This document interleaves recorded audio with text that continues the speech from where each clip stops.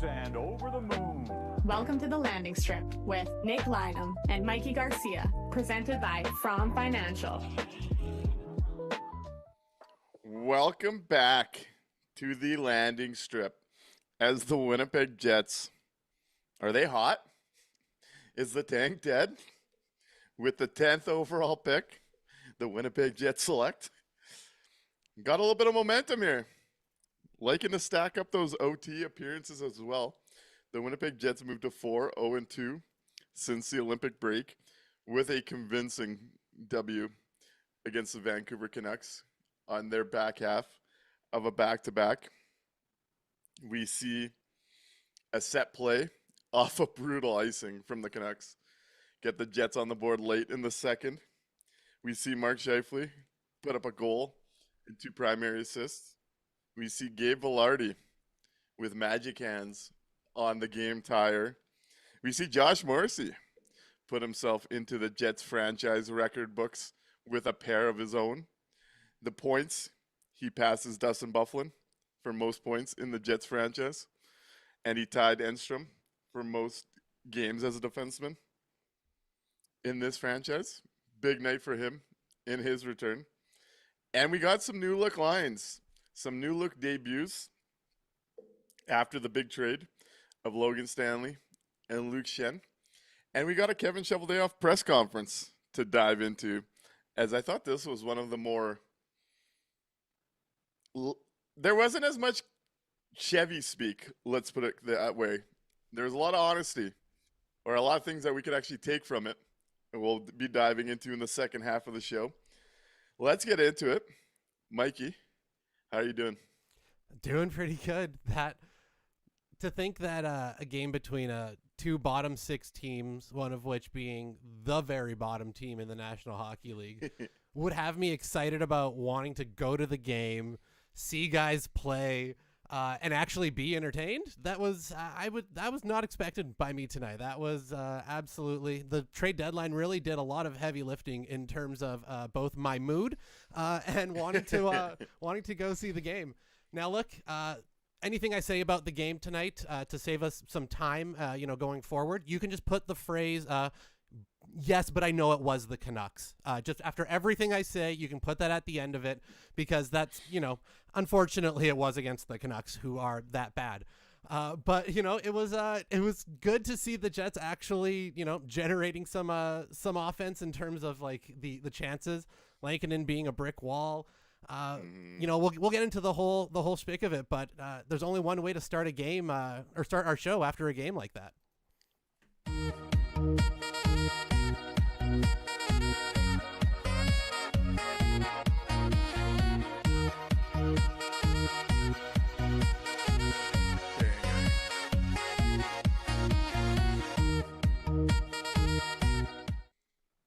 Right on.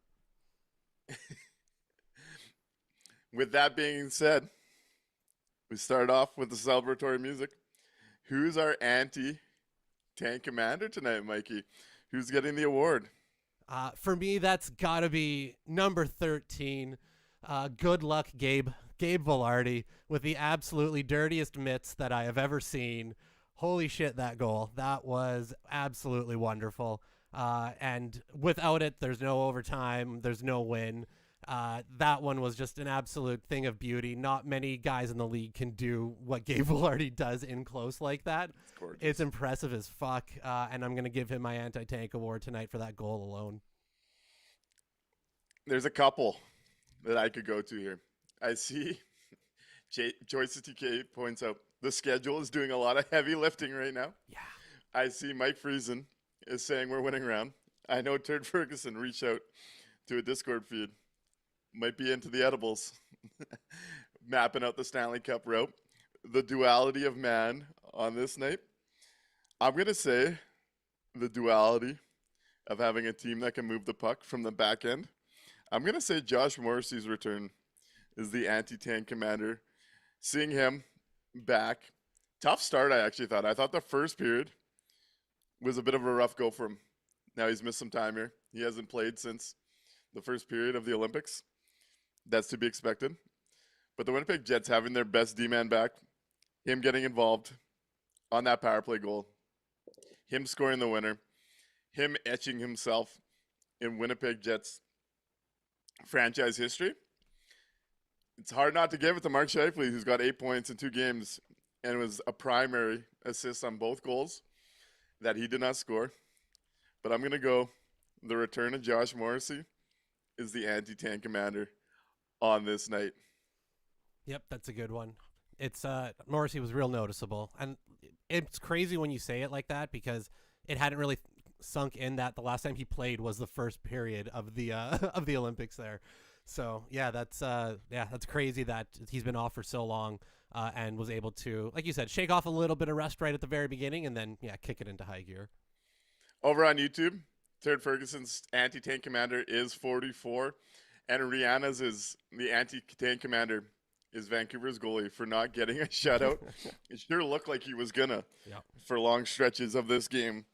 Posts, missing wide open nets out the other way, Lankinen making big saves, and as Norm points out, you end up beating the Canucks in overtime. Well done. Not good. Not good, as Choice of TK says, when the worst team in the league is giving you problems and you have trouble putting the puck in net. On a night where the Jets really did dictate play, lack of scoring was again looking like the issue. They get a couple big ones. They win this in OT. And now, believe it or not, Mikey, 5 points out of a wild card 2 spot. Are we changing the narrative? Are we going on a run? See, the frustrating thing is the Jets' future isn't in their own hands. The Jets could go on an absolute run right now. I think I saw that they're it's 11-4-5 in their last 20, 4-0-6 in their last or 4-0-2 in their last 6. So they could double, they could do exactly that again, right? In their next 20, they could do 11-4-5, go on a bit of a run here and still not make the playoffs. They need the 5 teams that are in between them and wild card 2 to crash out, right? So even if Seattle loses and even all of those things, great, but you still need then also the other 4 teams that are still there in between to also crash out at the same time. Their future's just not in their own hands. So they could go on, quote, a run. Yeah, they could definitely go on and win, a few more games in a row here and really start to make it, quote, interesting. But the frustrating part of the way that the NHL is set up with the point system is to climb over other teams. You can't do it by yourself. You need them to falter. So, the Jets could absolutely go on a run. But it's not ending up in a playoff spot, unfortunately. All it'll end up in is hurting our draft positioning. And even if it does, man, we're talking about going head-to-head versus Colorado, who after we log off yesterday, lands Nazem Kadri. Yeah, yep. As soon as we go off the air. A few more anti-tank commander awards came in under the stretch here. Kevin Kay's anti-tank was Velarde's hands. Absolutely gorgeous. Net front. He is such a weapon with his size and his hands. Just gorgeous. Gorgeous, gorgeous goal. Ecker's anti-tank is the coaching staff. They are now coaching the players to play for the loser point instead of blowing smoke up their ass and telling them before the game that they can blow everyone out 5-0. Not sure if I'm buying that one necessarily, but we will be talking about the coaching staff. In the pivots, it seems like the GM is at least publicly talking about making here. When it comes to this idea of them going to run, I guess it's possible. I mean, you look at the West, it's a dog shit division this year. 5 points out from wildcard 2. There's still 4 teams to jump. Nashville, Los Angeles, San Jose, Seattle.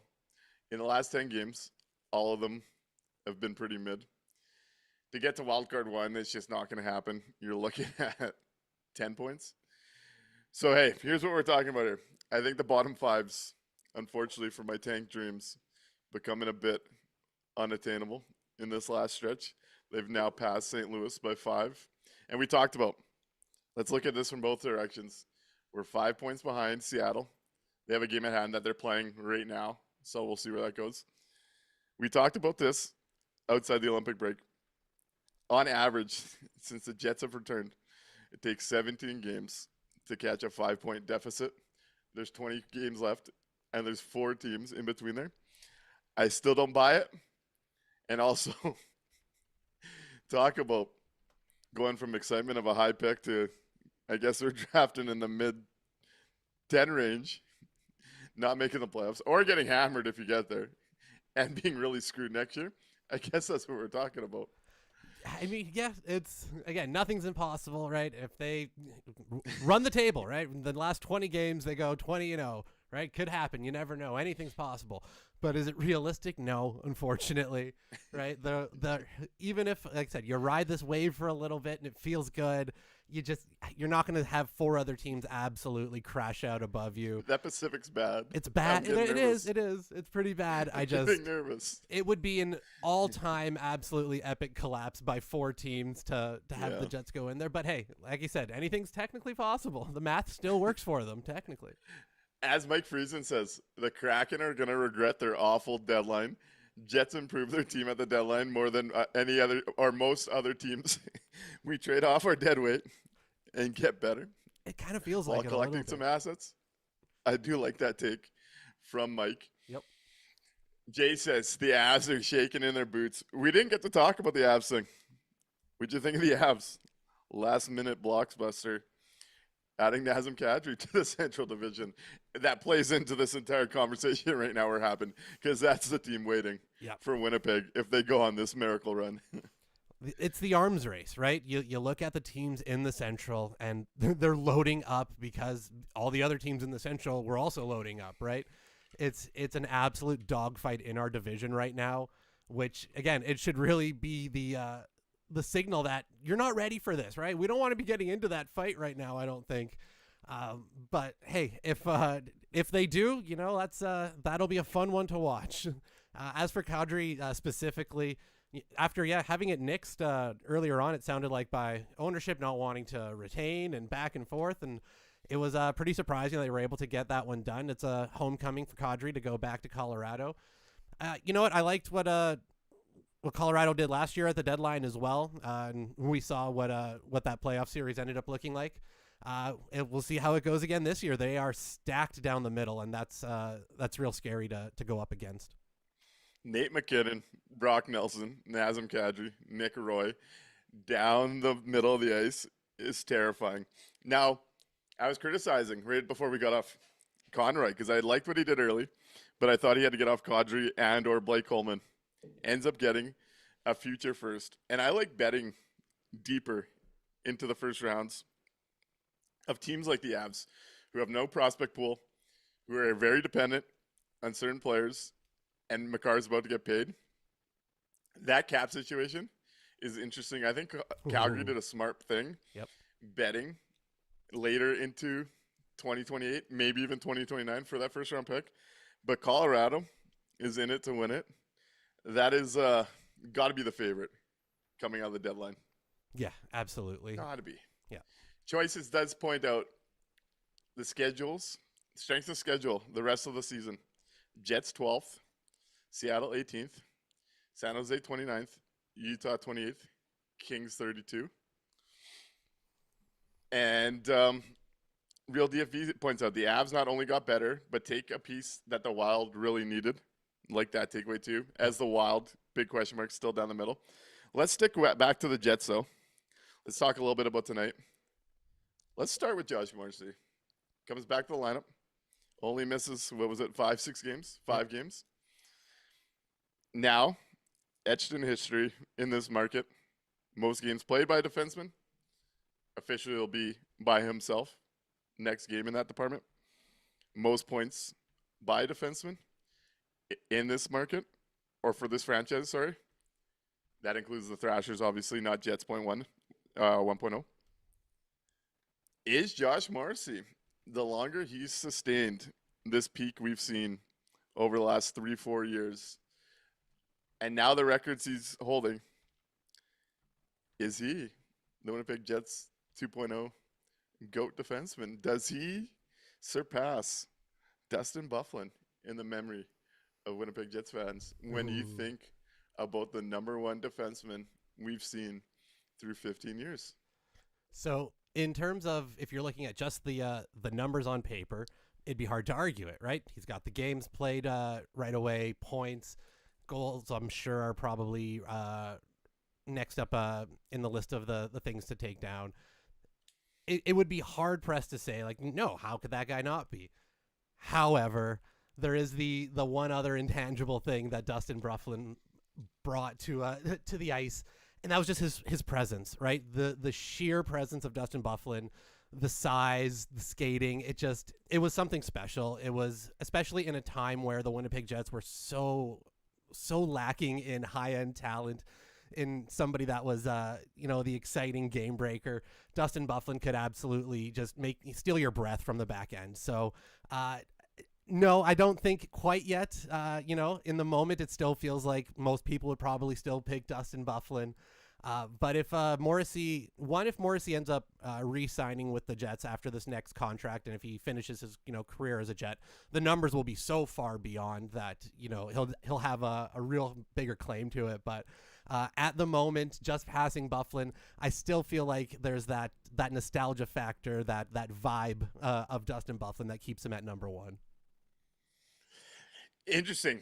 We're going to be on other sides. I like when we're on opposite sides. I'll go to YouTube, though, here first. Jay LaBoss says he has one hell of a case. Nicholas at Night says he's surpassed Buff in numbers, but not in aura. And kind of where you're going there as well. Jay Miller says, sorry, J-Mo, it's Buff. Jay LaBoss says Buff had higher highs and the lower lows. J-Mo is the most boring and steady contributor. Ecker says if he resigns, yes. If he leaves, no, unless they get a haul. I'm going to need to know why him resigning would determine that, honestly, when we have 2 more years here. Turd Ferguson says, Buff's vibes will always carry him until Josh is officially done and we all realize Josh was better. Rihanna says, no offense to JMO, but you can't top the legacy Byfuglien left behind. Guess what? I'm going the other way. It's Josh Morrissey. You talk about carrying a team that didn't have the talent around him from the decor. Josh Morrissey over the last few years is exactly that. How many times have we talked about the idea that this team lacks elite talent, and Josh Morrissey is that consistent presence on the decor? He doesn't have the size or the aura or the personality of Dustin Byfuglien. Dustin Byfuglien will always be a legend. A legend. You cannot duplicate what Dustin Byfuglien was. But if we just look at pure hockey player, Morrissey's highs, I think, are higher at this point than Dustin Byfuglien. I mean, we're talking about 3 straight years of him having a case to be a top 5 defenseman in this league. There's 1 year I feel like we could have argued Buff as a Norris candidate. Morrissey's done that 3 consecutive years here, and he helped really recharge a decor that had nothing around him. Bowness coming in and helping him see that step was so big to what this team looks like now compared to reality.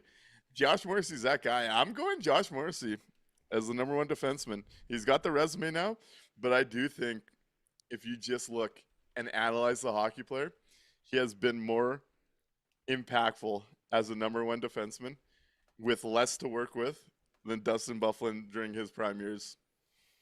Yeah, again, it's hard to argue, right? The impact by Morrissey is right there. I think the reason why, again, 2 things that play in Byfuglien's favor. One is the size, right?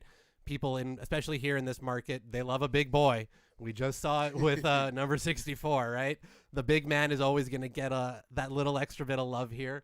And the fact that, yeah, Morrissey, like we've talked about the fact that there's, not a lot of high-end talent, quote unquote, right now. The fact that Morrissey is always overshadowed by the Scheifele and Connor kind of discussion of it all, I think also plays against him, right? Byfuglien was the story most of the time back then. So I think, again, and when the team came back, right, that was that first, I still remember that first preseason game when he plasters the 2 Blue Jackets over in the corner by himself, and the entire arena just going nuts, again, for a preseason game so yeah, the nostalgia is always going to play a little bit of a factor with Byfuglien with the team first coming back. It's just the longer Morrissey's career goes on in Winnipeg, it's going to get harder and harder to argue that he's absolutely the unequivocal number 1. As Pomerlin points out here, despite the rep in some segments of this fan base that Tobias Enstrom had, that was a legit defensive stopper to play beside Bufflin. Oh, fuck yes. Parmaline says, imagine if J-Mo ever had a legit top pairing partner to play with, and look what he's done. True. As much as Buff, there'll always be a soft spot. Don't get me wrong. But when you look at the best pure skater, Josh Morrissey. When you look at someone that's able to create on his own, now it's a different way than Buff did. Yep. But the way he walks a line, the way he gets shots through, the way he's always that guy that seems to step up at the right time, I got to go with J-Mo here. Also, again, a staple, almost a not question about making like Team Canada's Olympic roster, right, on the blue line. That's a tough spot to make, and Josh Morrissey is essentially a lock there, as we just saw, right? With the play again, he didn't get to play as much because of the injury and stuff, but there was almost no question on whether or not he's going to the Olympics, as how good he's been the last 4 years. Speaking of which, one thing I've always kind of wondered, what do you think it was with Rick Bowness that was able to kind of unlock Josh Morrissey? Because that's really when we saw the ascent happen. Do you think there was something specific about Bowness that they worked on, or what do you think it was? Can you shed some light? Okay. So I think this combo, you could actually take this and apply it to Logan Stanley a bit as well, where Stan and Junior was an offensive defenseman, and because of the size and the measurements, they tried to coach him to be a defensive D-man. When J-Mo first came into the league, and you had Buff and Trouba, even to an extent Enstrom, really pushing play up the ice, Tyler Myers from the third pair as well, they really took what Josh Morrissey was, who was a transporter, a skater through Junior, and made him and kind of developed him to be a defensive defenseman. He didn't have the green light to go.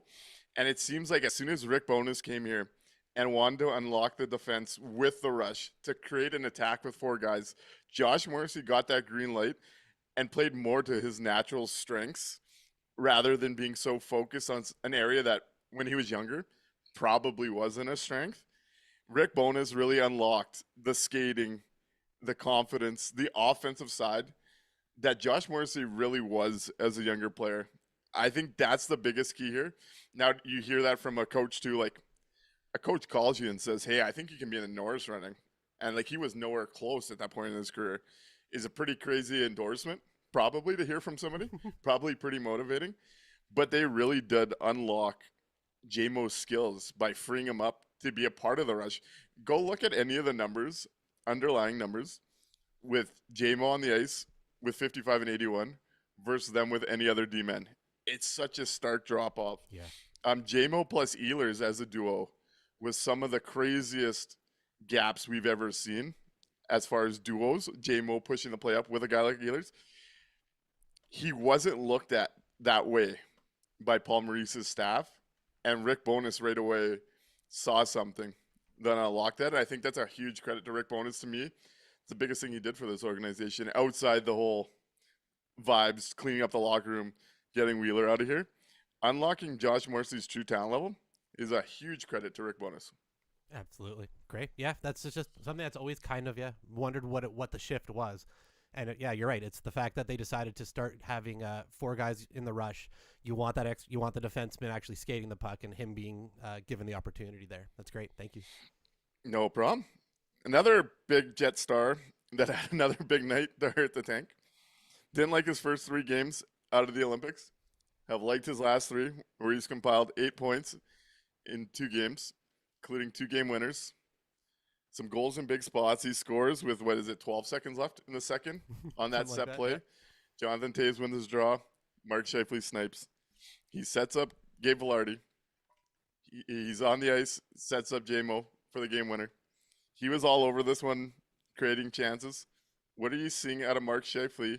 And does he put himself in the record books of this organization in the next few weeks? As if I'm not mistaken, he's 12 or 13 points away from becoming the first 100-point player. Something, to our credit, we both did predict this year. Yep. You were a lot more hard on it, and you believed it more than I did. Is Mark Scheifele going to put his name as the first 100-point player in Winnipeg? And what are you seeing out of him this last week here? Yeah, at the beginning of the season, just looking at what the roster options that were available were, you just knew that if the Jets planned on competing, which they told us that they were before the season started, that Mark Scheifele and Kyle Connor were going to need to be doing a vast majority of the scoring for this team. They were going to have to go over 100 points. So I took the Jets at their word that that's what the plan was. And it kind of started off, like that. We had a decent start at the beginning of the season. They won a few games. Scheifele and Connor were piling up the points. Great. Everything was perfect. And then, things kind of took a bit of a turn after that in terms of the results. But the one thing that's remained is that Kyle Connor and Mark Scheifele are still putting up the points at that ridiculous rate. Scheifele, these last 2 games, 8 points in 2 games is absolutely just unreal. This is what we see from Scheifele, right? He'll lock in. Or 8 and 3, sorry. 8 and 3. He locks in, right, for these stretches. And just really piles it on, especially against certain teams, certain bad teams he really likes to feast on. And you're getting to see that right now, especially with the and also that set play. I fucking love that set play. We've seen it a few times this year. It's exactly what you expected when you looked at what the offensive options are for the team. Of course, it's going to be Scheifele and Connor piling them up. Yeah, speaking of that set play and what we've seen a lot this year, it feels like more recently it's been the Jets doing it. Early on in the year, they were getting hammered by it. Is there a team that's played in more games with goals in the last minute of a period? It feels like we're talking about goals against or for in the last minute of the period. I think they mentioned on the broadcast today that that's 3 games straight for the Jets in the last minute of a period. Now they've also let in a goal in the third period in the first 2 minutes in the last 4. Yep. Third period continues to be a problem for them. But Mark Scheifele, this was a night where every time he had the puck on his stick, there were some missed passes where guys weren't reading what he was thinking. But you could tell he had his offensive chops going today. This was one of those games, despite how it looked, you didn't think Mark Scheifele would let the Canucks on a back-to-back beat the Winnipeg Jets. And he ends up factoring in on all 3 goals. Yep. I'd like him to slow down, please, given what we're talking about. But I do think we're seeing the first Winnipeg Jet, as Ecker points out, Hossa had 100 points with Atlanta. I think we're going to see the first Winnipeg Jet in 2.0 with 100 points in the next few weeks here, the way his game's starting to trend. Yep, I agree. It's a massive accomplishment. Coming. Absolutely, especially in such a down year in terms of the results. It's almost incredible. It is. So, speaking of results, the trade deadline resulted in some changes in Winnipeg. We get a few debuts today. We get Jacob Bryson on the back end. We get Isak Rosén. I believe I pronounced that right. Nailed it. There we go. Get his debut. And Brad Lambert gets called up to join the Jets down the stretch. We saw Chevy talk about. We're going to go do a deep dive into Chevy's presser after the From Financial Faceoff. But with what you saw today, Isak Rosén, Jacob Bryson, Brad Lambert, what stands out to you from that trio on this night here tonight? We'll start with Lambert since he's kind of the old hat of the group, I guess technically. He filled into that Tanner Pearson role real great. He slid right into that line. Now you can call them a third line, you can call them a fourth line. I think essentially at the end of the day, the Winnipeg Jets have 2 fourth lines in the bottom 6 right now as they kind of try to figure out what's going on. The Morgan Barron, Cole Koepke, Brad Lambert version of it though is really good, really effective. They looked awesome out there tonight. Had a chance to look at the numbers after getting home from the game real quick, and it looks like they cleaned up during their 5-on-5 numbers tonight. So the eye test matches up with what the numbers say. Who could have guessed that Brad Lambert could have filled into that spot over Tanner Pearson before this? That's absolutely mind-boggling. I don't know how he did it, but good for Lambert. That's he fits real nicely on that there. Yeah, I gotta say, we'll start on Lambert. We'll dive into the other 2. As Tikona Pauly says, the Jets had speed tonight. Old Jets fan 66 said Lambert looked very fast. I actually, when we saw the lineup, I had no problem with where Lambert was in the lineup. Yep. Might have a little different take when it comes to Rosén. But that Koepke, Barron, Lambert group didn't see much ice together. 6 minutes. Definitely a fourth line type of look. Lambert, if I'm not mistaken, was the lowest minutes on the team. But I thought that fourth line was real good tonight. Analytics match at the rare 100% expected goals for trio tonight. That line had that mix of speed, forechecking, looking to create, though obviously not the most creative guys when you look at what's built there. Yeah. Morgan Barron rings one off the crossbar there early in that game. The speed and how tenacious they were on a Vancouver Canucks D-core that can't move the puck, and then what they were able to do when they were able to strip it off them and kind of hem teams in was really impressive. I really liked what I've seen from Koepke, Lambert, Barron. I'm open to seeing more of that trio, actually. Yeah, I'd keep rolling them. Like you said, you've got three guys that are very much north-south guys, right? They're not going to be giving you a lot of creative, dangles and things like that. But you've got enough offense, I think, between Lambert and Barron, and enough speed between all three guys that you can just, crash the net. I like how the Jets use them after any of the specialty teams, right? So they're able to kind of attack either a softer matchup or a tired group. It's effective. I agree. I think that's the trio they should roll for the fourth line going forward. Let's move in to the Buffalo duo. Jacob Bryson debuts on the back end. Isak Rosén debuts with Jonathan Toews and Gustav Nyquist. What'd you think of the Buffalo duo and their current roles and what that kind of looked like in their first game with the Winnipeg Jets? So Bryson was the one I knew the least amount between the two of them. So I was excited to see what he was going to look like on the ice. Better than I thought, to be honest. I wasn't really expecting too much. I thought he was okay out there. Seems to skate pretty well. Handles the puck okay. Tough along the boards. I noticed that he had some issues, especially when the play starts getting down low like that. But he was fine. I don't remember anything that really stood out to me as like egregious, overly, no bad pinches that I can really think of. Again, harder to see when a little bit up close at the game like that. But overall, I thought he was okay, better than what I was expecting out of him. Okay is probably the right description. I think I talk about the chaos of Neil Pionk's game. I think we see that in Jacob Bryson's first one. Moves the puck and skates pretty well, but I do think under pressure, you see the panic there. And you saw the board play not so well, kind of create some things against the Jets. But I do think when he was able to handle the puck or had some free space, he factored in to the Winnipeg Jets being a quicker looking team today, adding Josh Morrissey at the top. But this was a game where they were really able to move the puck from their back end on up. Even when Vancouver got the lead and they were trying to dump it in and just hold the game, clearly the Canucks were trying to park the bus. I thought the Jets were way more efficient trying to get it up the other way. And they would honestly stall once they got to the O-zone and get their first look. That's not something we're used to. Defensively, we're used to not seeing that puck go the other way. So I think Jacob Bryson had his moments. At the end of the day, he's a roster filler for this year.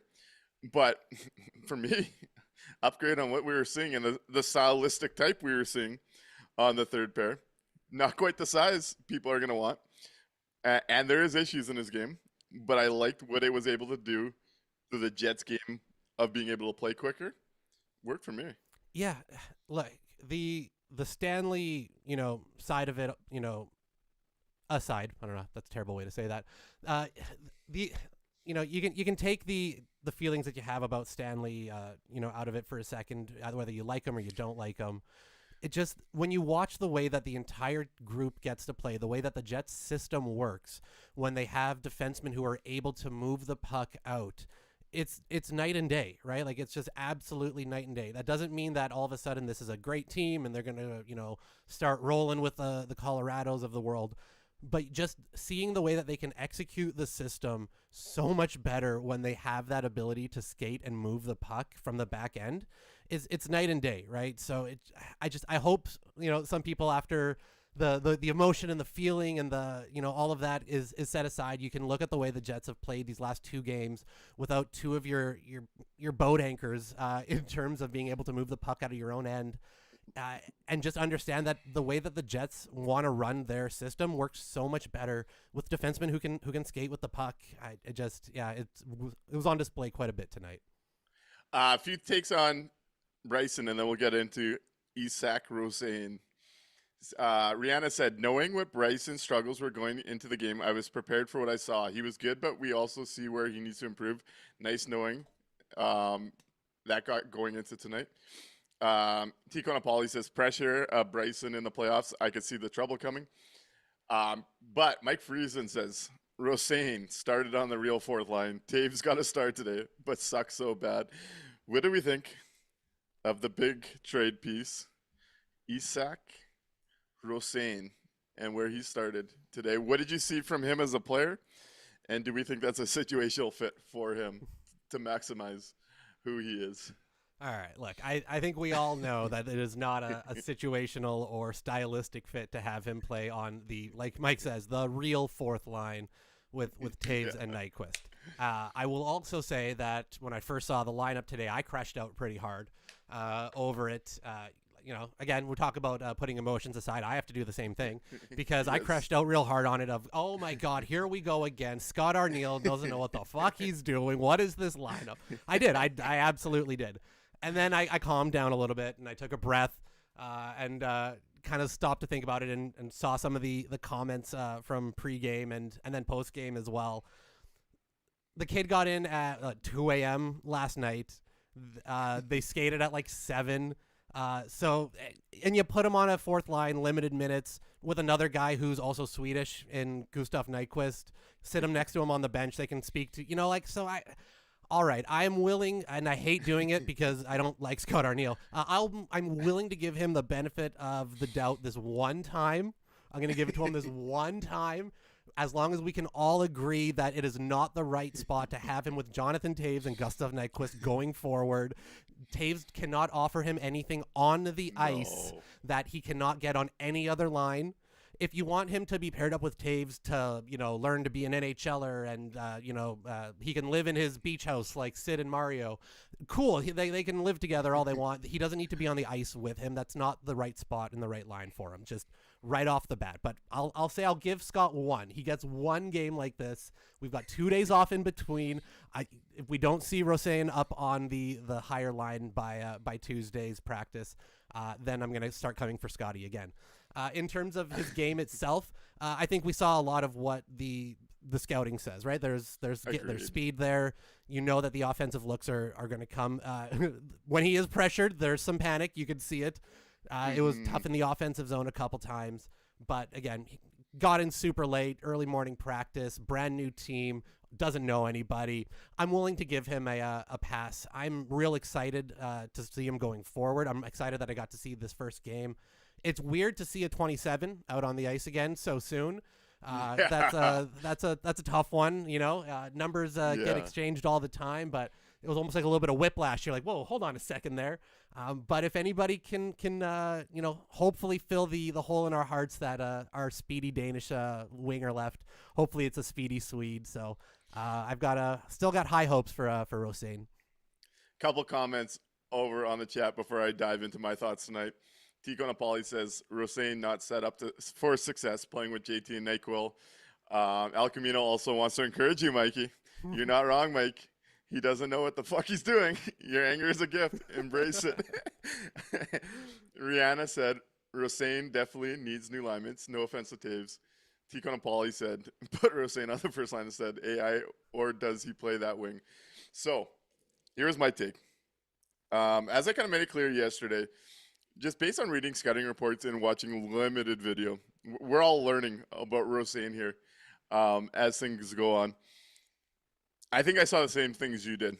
You see the speed, which is a notable uptick, especially on that line when we're used to seeing like a Tanner Pearson over the last few games. His speed stood out. Clearly, he's looking for offense. But I did see the lack of compete at times in the board battles in the corners that you kind of read about as a bit of a concern. Yep. When I look at a player like this and I listen to a lot of people out of Buffalo kind of suggesting the role he would need, where he'd probably need to be sheltered a bit on defense, but he still needs that room to create and let his skill set really blossom, I think of Perfetti and Lowry. That's exactly what I think of. So that's where I would like to see this go at some point. You won't see it Tuesday. They won a game. They're going to keep rolling out the same lineup. But I just think from a stylistic fit, if you want Rosén playing his best, and to your credit, he is a right winger as a left shot. Yep. I got that wrong yesterday. That's my bad. If you want him to excel and maximize his skill set, I do think a Lowry Perfetti makes more sense for the type of game I saw and I've been reading about and listening about over the last 24 hours. Taves, outside of face-off specialist roles, keep doing those plays. He's key in those draws. A lot of giveaways today. A lot of loses his guy on that one goal. It's not getting prettier for Taves outside the Olympic break. I see what you're saying, too, though, on the young player coming into a new team. Taves and Nyquist on the bench, especially that Swede side. Let's slow play this. Let's not get too wound up too quick. But I do think there's an obvious solution to trying to maximize Rosén. And what's interesting, as this convo goes on and we get to Chevy's comments, Chevy kind of publicly pushed for more minutes for Lambert and Rosén. So we'll see where this goes. To see a bit of a GM push on Arniel, that was interesting. Yep. I think there's a player to get excited about and see where he goes over the last 20 games. I think he can play in the NHL. Let's see where that skill set goes. But that's the duo I would like to see him with to try and maximize that player and see what you have in that player down the stretch here. 100%. And the funny thing is, you would also be maximizing Lowry and Perfetti. That's exactly the type of player that they also would like to work with, right? That's exactly the kind of, so the more that you can get them practicing together, especially a Perfetti who you're hoping you're going to have, long term, a Rosén who's a young guy who you're hoping you're going to have long term. Their games would work well together. We know Lowry loves to play with guys with speed. It makes so much sense, not only from Rosén's perspective, but Lowry and Perfetti's, that it needs to come sooner rather than later. To keep doing this Iafallo-Velarde flop between the first and second lines every fucking game, again, this is why I crashed out this morning. This is exactly why. Because why are we doing the thing that we've done 1,800 times with no discernible difference? Velarde, Iafallo's just a slightly worse version of Velarde. What are we doing back and forth? If you want a different look, put a guy who can give you a different look there. At minimum, move him up to that second line. But I don't know. It's we'll wait for Tuesday. I'll crash out on Tuesday's show if he's still playing on the fourth line with Taves and Nyquil. As Ecker says, Chevy also pumped Vili's ice time, and we haven't seen him in the lineup. You mean Scott Arniel's favorite player, Ville Heinola? Let's get into From Financial Faceoff, and on the other side of it, let's dive into Kevin Cheveldayoff's post-deadline presser, because I think there's some interesting stuff we could dive in there and really break down. This convo might be a long one tonight. Let's get into the From Financial Faceoff. Let's hit it. Thanks for calling the landing strip. You're on the air. What would you like to talk about?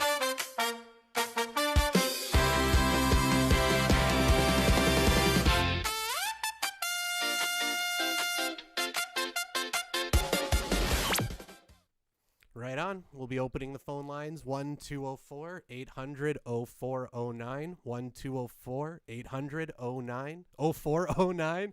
Get on the line. Give us a call. Let us know you're from Financial Faceoff, what you thought about the new debuts tonight, and anything else you want to talk about. Before we get into your From Financial Faceoff, Rihanna makes a great point and says, Mikey, you're asking for Scotty to put the goose on the top line if you don't want IFL or Velarde there. Honk, honk. The goose is loose. What was your From Financial Faceoff in this one? We've touched on it a couple times tonight already, but it was the set play at the end of the second. That end of the second period goal. We've seen it a couple times this year. The Jets have run that play and been successful with it. as soon as they lined up with it, I saw the 4 forwards out there and what we were going. I'm like, yeah, they're scoring here. This is a goal. I smelt it. I could see it. I could feel it. And then they popped it in. So that felt like the turning point for me right there. And I really like that play. What an absolutely terrible, brain dead icing from Brock Besser Yeah. with 14 seconds left. He's a stride away from the red line and sends that. But Mikey, see, this is growth.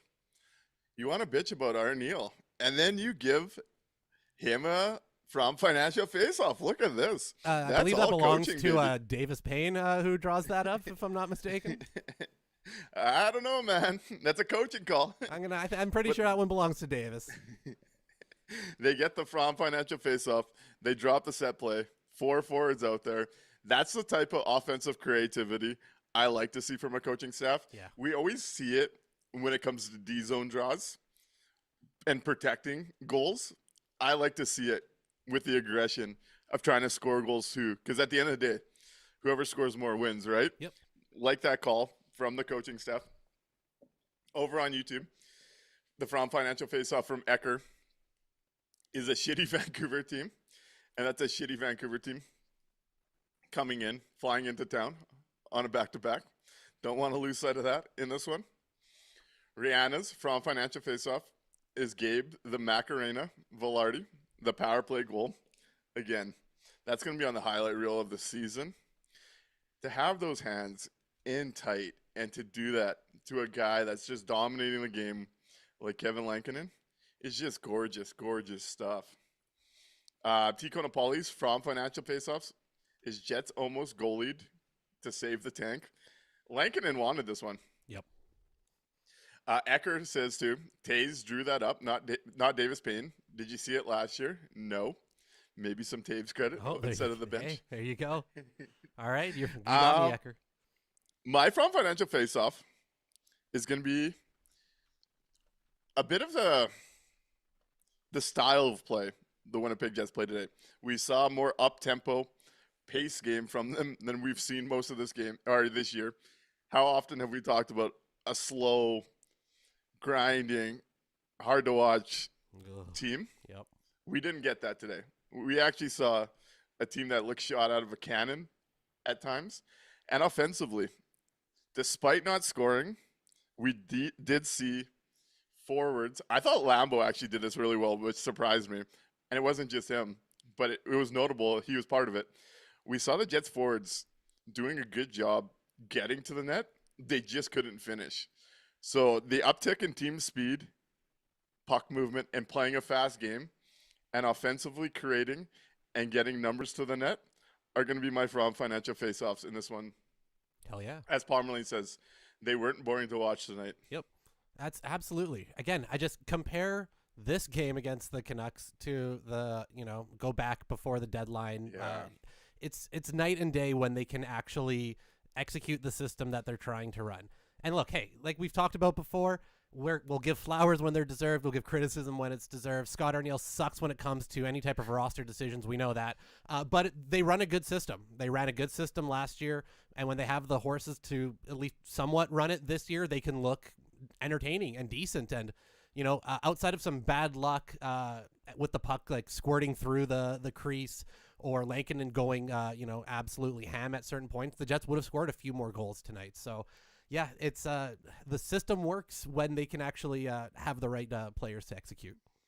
As Rihanna says, color me shocked seeing them pepper the net with shots. Like, I felt like we haven't seen that in ages. Had to be one of their biggest nights as far as creating like that in some time. And that doesn't even count the posts or the Velarde and Iafallo missing a wide open net across. They were all over it. One more From Financial Faceoff from Real DFE. From Financial Faceoff, Stanley and Shen in Buffalo uniforms. Hey, they got the dreaded bar down tweet yesterday too. What's that? Look at this new look. Oh no. Buffalo decor. Look at the size. Did you see the Lindy Ruff comment that Logan about handling bucks? Yeah, Logan Stanley handles the puck exactly how we want to play here. That's our identity. I'm like, oh my God, Good Lindy. luck. Good luck, folks. Oh boy. But for the back half of the show, we got a Kevin Cheveldayoff presser. And let's dive into that because there's a lot said actually in 28 minutes, at least a lot that I think we could dive into and pick apart and talk about, some good, some bad.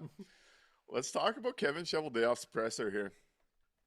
So it starts off with him being asked about trading Logan Stanley, and was that kind of the plan? And throughout the first couple questions, Cheveldayoff acknowledges it wasn't crystal clear that they were going to be trading Stanley. And Jarmo was very aggressive calling Chevy post-Parayko deal. In fact, he said, it wasn't crystal clear to me that we were moving on from Logan until the aggressiveness of Buffalo. He also went out of his way to say the door is not closed on Logan Stanley. Stanley sat down and talked with Ken Wiebe and said the same. Now that we have the GM side of the Stanley stuff, what do you think of the trade? What do you think of Chevy's thoughts approaching the trade? And does it make you feel more comfortable or less comfortable about what just happened?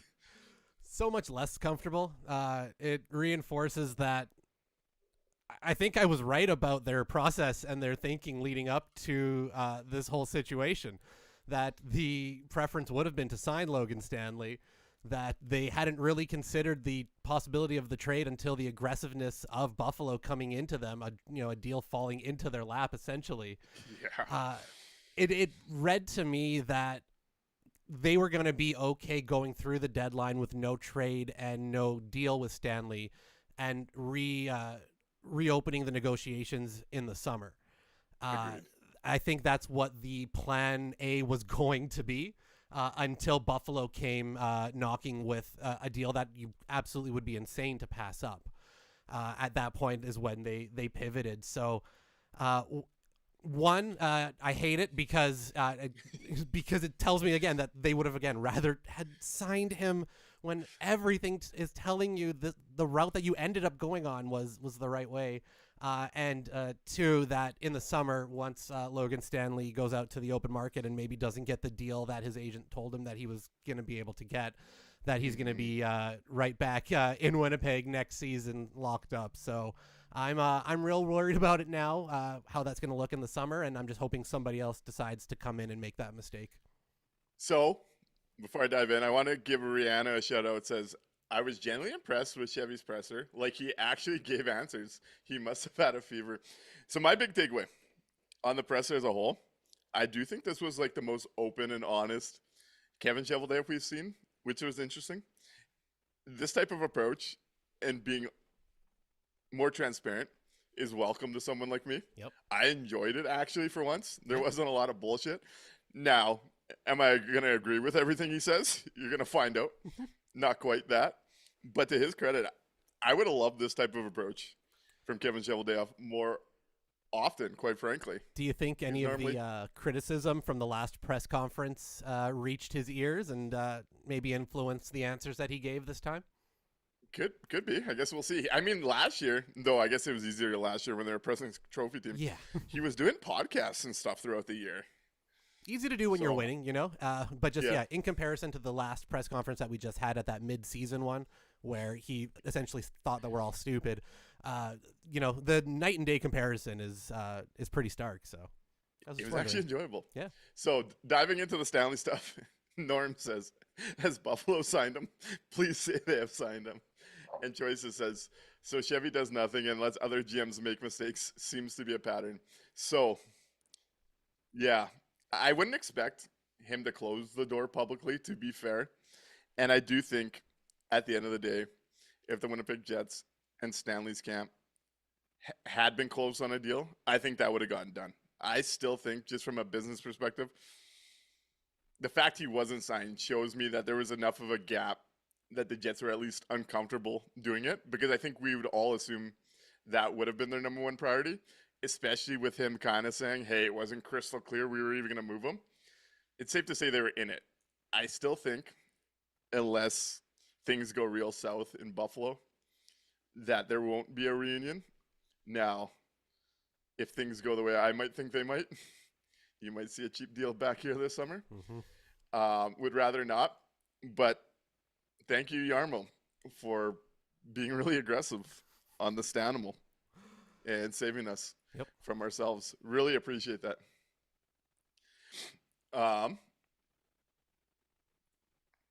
Moving throughout, though, he was also asked, and I like the way Rennie asked this.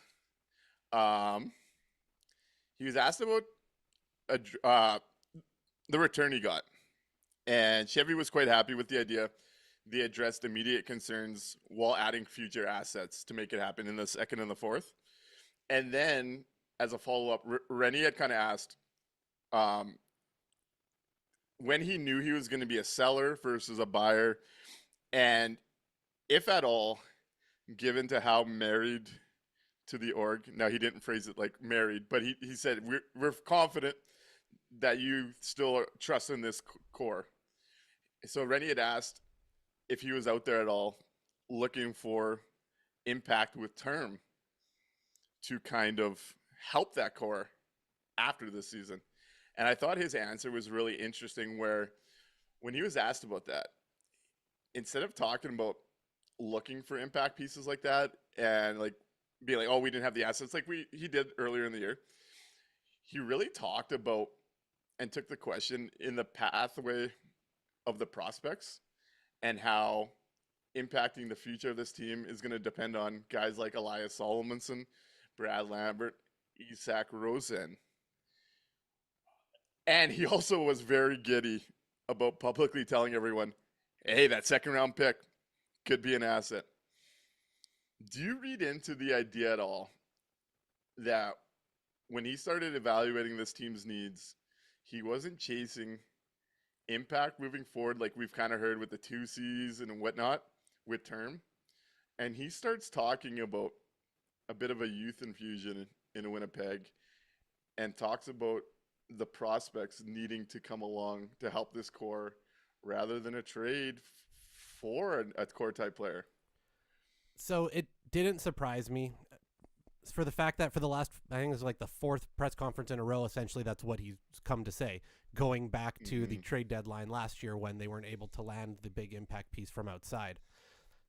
So no, it didn't surprise me all that much for that reason. We know they don't have the assets to go out and get an impact piece from outside the organization. He told us that at the very last press conference. Correct. So for somebody with no capital to go out and spend to do that, it makes sense to be like, well, we're really looking at the youth to come in that we have here. And, we're really going to tout the piece that we just got in Rosane. And because what else does he have to taunt, right? There is no way for him to add it without taking apart the core that he absolutely adores, that he has, doubled, tripled, and quadrupled down on time after time. As much as, some people on the outside would want to see the rebuild sooner rather than later start, because, the writing might be on the wall with this core. I don't think Chevy's in that spot, right? He still probably thinks that this core is the one to do it. And you're not going to take that apart if you still think that. So he doesn't have the capital for it. So I wasn't surprised, because I think that's his only option. I think we all know it's his only option. I do find it interesting that he didn't put on a facade that they were looking. Like, at least last year, we did hear they wanted to do, now we didn't really hear from him, but we know that they wanted to do the Brock Nelson thing. And there was even talks of if they got him, they wanted to extend him. I do think it's interesting, just from what this team kind of says publicly and portrays publicly about competing, for them to now put on such an emphasis on youth. Now, we've heard them also talk up their prospects in years past, and nothing's ever come of that. So the other side of it is we have to see actual action behind those claims. Correct. This time. I just did find it a little interesting that he decided to really move into the youth are going to have to push at. And I'm wondering when people click what that actually means in the bigger picture when you start to think of it. I had a buddy come by right after the presser was into hockey growing up, got away from it, and he's back really invested. And he's someone that sits like on an executive board. And he thought it was interesting because his outlook of it was he felt like something was being signaled without being fully said yet. And I find that interesting as a takeaway. It almost feels maybe a little bit like a response to the it's a personnel issue. of Scott Arniel the other night when asked about There why was they're some of not that, too. effective in overtime. Could have been a little bit of a response to that of you have some personnel. You've got these young players that are, playing 5 minutes a night on your fourth line. Maybe there should be larger roles for them. The one thing that stunned me with Chevy was how giddy he was to keep reminding the local media that now he has a second round pick and those could be used to go get pieces too. So one thing that stood out to me, because I've been preaching this on the pod, I think Chevy's listening, folks. He went to what I'm going to call the School of Nik Lynam asset calendar. As I've been kind of saying, like, this was the time of year to go get picks because they're worth less to teams now, and then they're worth more at the draft. He actually confirmed that, saying the second round picks are basically thrown around like candy, but there's more power to them at draft time. So, hey, did a good job reading that. Nice to hear that Kevin Cheveldayoff at least is listening to the School of Nik Lynam Asset Management. Moving forward, though, he was asked about what attributed to the disappointing standing spots. He leaned on starting injured and then followed it with anything I say is going to sound like an excuse, but the way things went mattered. He also said the difference between OT losses, 1-goal losses, credits the team's strength for regulation wins as they're in the same category as teams that will be playing playoff games with regulation wins, and said the team hasn't played to the Jets' identity, especially defensively. Thinks if they can get back to their defensive metrics, that this is a team that still will be successful. What do you think of that takeaway on the first 61 games for the Winnipeg Jets? So I think we got to separate what's an excuse and what's a reason, right? An excuse, not every, if you've asked somebody, specifically, what would you attribute the disappointing spot in the standings to, and they tell you something, you can't then claim that that's an excuse, right? He was asked a question, he's giving you what the answers are. So I actually kind of like that he was willing to be honest on what he thinks is the quote unquote, issue. What was the reason why they're not in the spot? He puts it up to starting off injured, and they were heavily injured to start the year, not only with the guys who missed the very beginning of the season, but losing Hellebuck fairly early on as well. And then the portion about the getting back to their defensive metric, getting back to their strength, their system, especially on defense. I think that was the really, really telling part, right? When you look at last year, what made them successful, the system, the style of play, and you then compare that to this year, right? You can say that there's a big difference in that. We went from, wanting to be a skating team, a fast team, somebody that's going to pressure you in the neutral zone, to then now we're a big plotting, we've got to be this tough team, strong team. Scott Arniel talked about the other day, we've got to run through guys to keep them from skating because that's the horses that they had, right? They had these big plotting kind of clunky guys that were taking up the space. So on one hand, it feels like, well, he's calling out his coach. He's telling his coach, you're not playing the right way. You're not running the right system, especially on defense. The thing that makes me kind of stop and go, okay, yeah, hold on a second though. Who gave him these players to play with? Who gave him only, a set of options of Luke Shen and Gustav Nyquist? And, on the one hand, I agree with what he's saying. They had a lot of injury to start the year. That was a massive impact, not only the games missed, but the time it took once guys came back, right? Lowry wasn't Lowry when he first came back. Perfetti wasn't Perfetti when he came back. Sandberg still wasn't Sandberg. So it was a longer stretch of just not being just off, but also their play. So, yeah, on the one hand, all those things are true. But on the other, you yourself, Kevin Cheveldayoff, did nothing to help that situation out. You didn't give him the better options. You didn't send guys down that were taking up those spots to have, there should have been more action still on your part. You're not a passenger in this. And that's always my issue with Chevy is he speaks about these things like he's a passenger in it, right? All of our assets were gone. I don't know what happened. We didn't have enough to go buy us, all of these things. So it removes the responsibility from him, even if I do kind of agree with the reasons that he gave. So I'm going point by point. To give Cheveldayoff credit, he is asked later in the press conference, and we'll just join the 2 points here because I think you're right.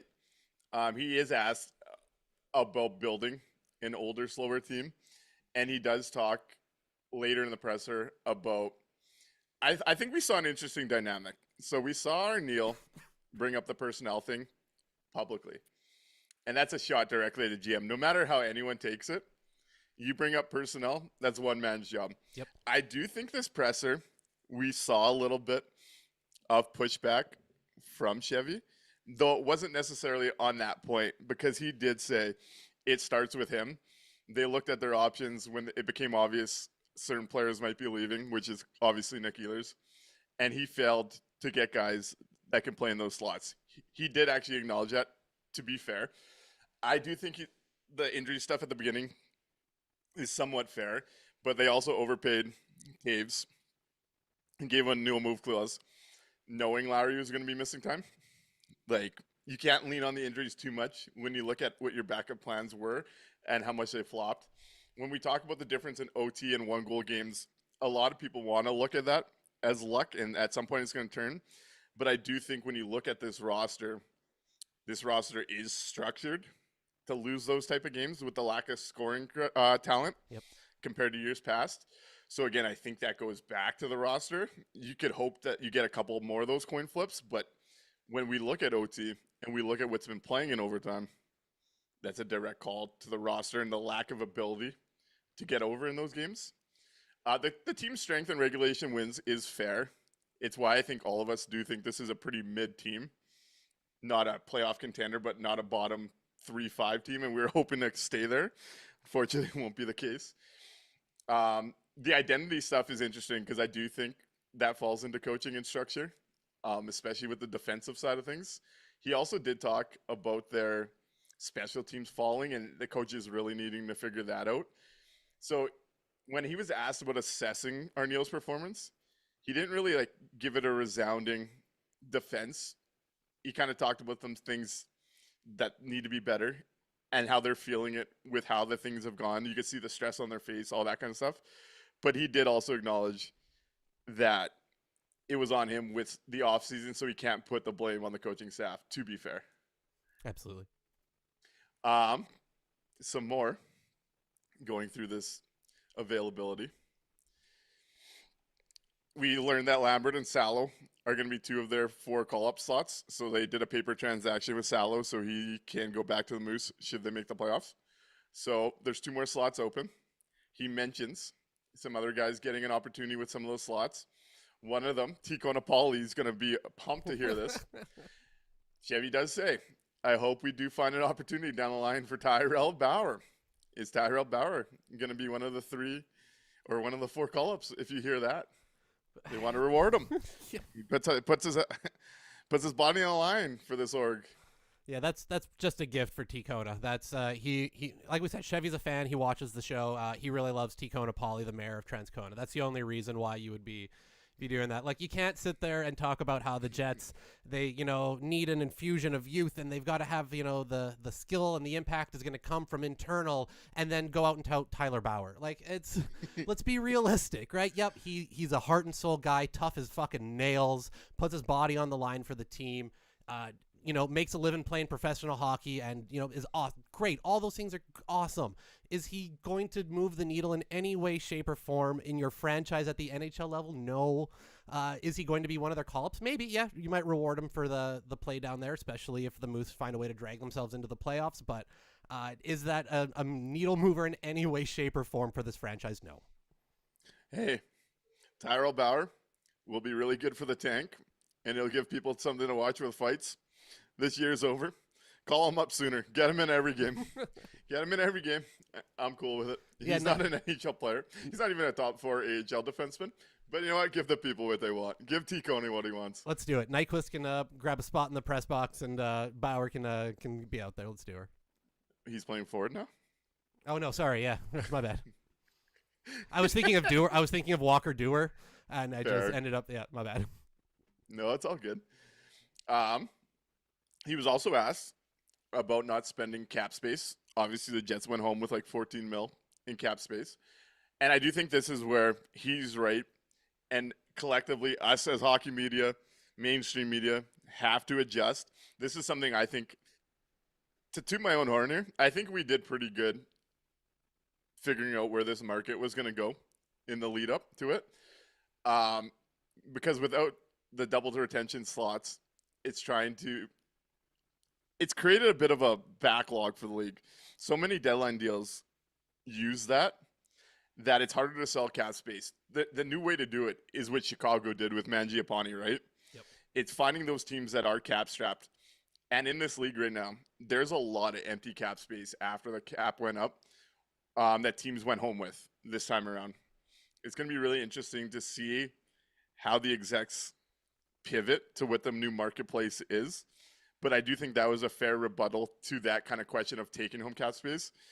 You would have had to be in on the first and Mangiapane type deals with the select groups that were available. So I do think that's fair. It's something we're all going to have to adjust and look at differently with that rule coming in. Yep. I hate the NHL making a rule that limits transactions, but here we are. So and this was obvious as soon as they did it. He talked about it, I think, during the presser, right? It's once every 75 days now you're allowed to do it. Yeah. So yeah, if you've had it any time in the off season, essentially, it's going to be it's going to get tougher. You basically want to be making deals before Christmas with those teams that are looking to get out of money early. Yep. Find an asset, get paid for it, and then eat cap on that asset at the deadline. Essentially, is the new way to work around that. Yep. He also mentioned, again, where I think we nailed this. He mentioned saying, with the dynamic of this market was different than years past. And here's one of his quotes. There was a lot of premium paid for players with multi-years. Later in the quote, he said, my gut instinct tells me that's because UFA available lists aren't very deep, that they're starting to look at into the summer. You hear that quote, what do you think about? That's that was one of the more interesting ones. I wasn't totally sure what he was trying to get at, to be honest. It felt a little cryptid to me. Okay, so for me, this is where I guess I would have a frustration, and I kind of mentioned this yesterday. I called the deadline a passing grade.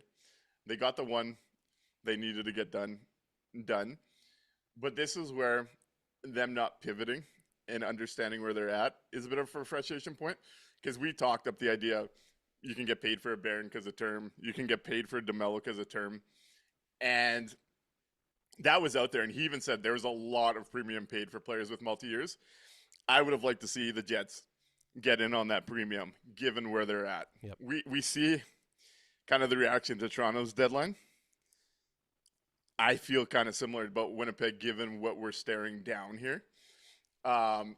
It also tells me, when you start to break this down, they'll be in a good spot if they're out of it next year when it comes to Mr. Josh Morrissey and what he's going to mean at the deadline for teams with term. Woo.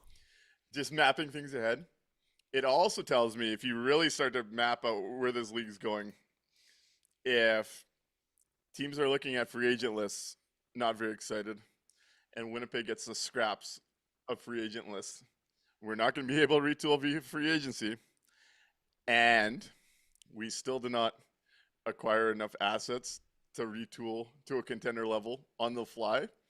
I think what he's saying here further plays into where I think this is all heading when you start looking at the bigger picture of what's out there. We're running it back, aren't we?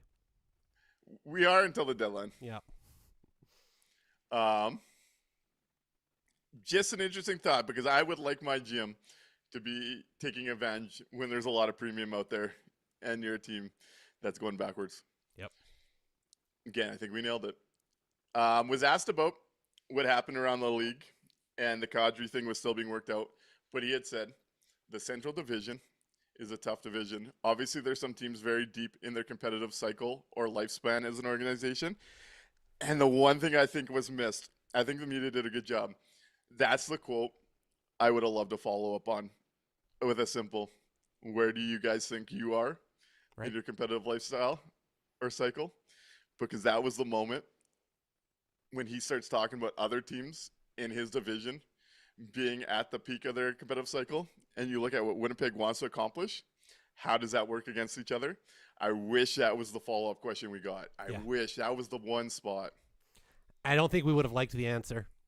I don't think so either, but I still would like to hear it out loud. Yep, absolutely. Again, reading the tea leaves and between the lines with the Stanley situation and how they were approaching, it feels like they see themselves as, much farther into that competitive life cycle than maybe what they realize.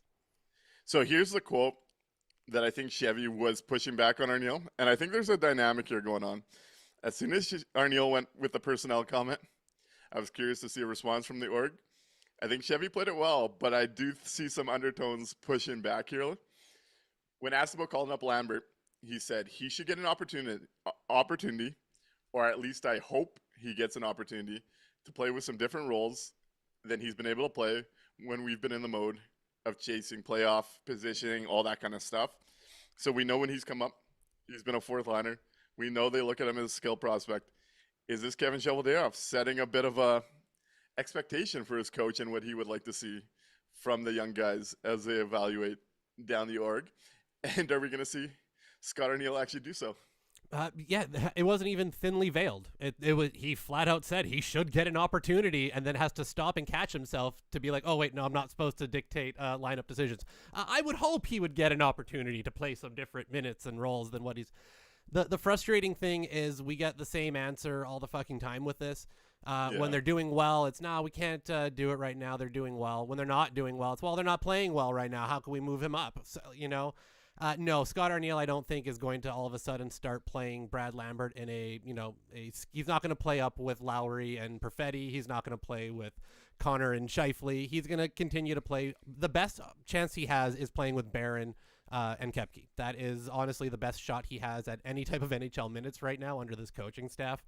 They don't see him, I don't think, as a prospect that they trust in an offensive role. I just don't think they do right now.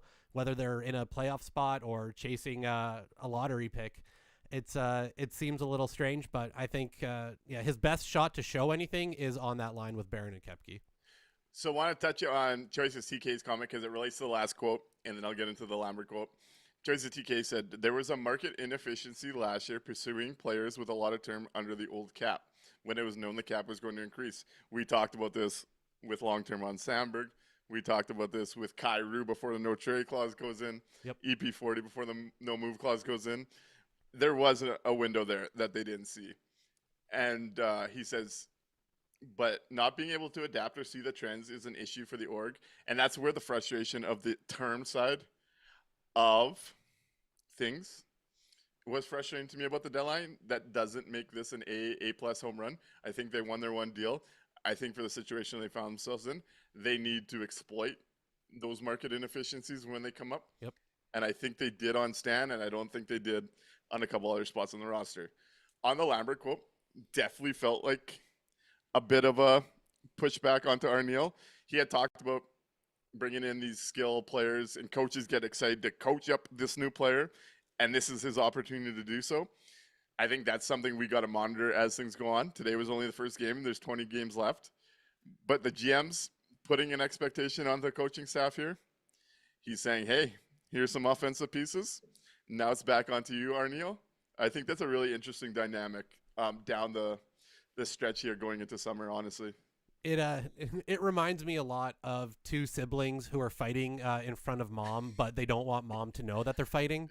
You know what I mean? So they're just saying like kind of snide things back and forth, and when she turns her back, one smacks the other in the back of the head. Like that's what this Arniel Chevy stuff feels like lately. Certainly interesting with some of the comments publicly where you read them and look at them and listen to them, and you're like, oh, there's one guy that controls that. Right. Oh, that's another guy's job. Mm-hmm. He shot down very emphatically, kind of danced on Pagnata's grave, made it a bit of a joke about not talking to a GM about a certain player, and he said it brought some levity to him during tough times to see such a rumor. He says that he has not talked to Seattle about that player at all, so that came up. How do you feel about that? Do you think there was actually some smoke there and he's going off of a technicality? Well, we talked to Seattle about something else and he came up, but we didn't technically go talk to them about, I wonder if it's something like that or if it was just whole cloth. He never even spoke to Seattle. We've never really seen him address rumors that hard. Yeah. Like the fantasy hockey comment was annoying. Yes. But he's never like full-fledged shot down a singular rumor that I do think there might be some truth there. But there's also protecting your own assets that got named too, right? Yep.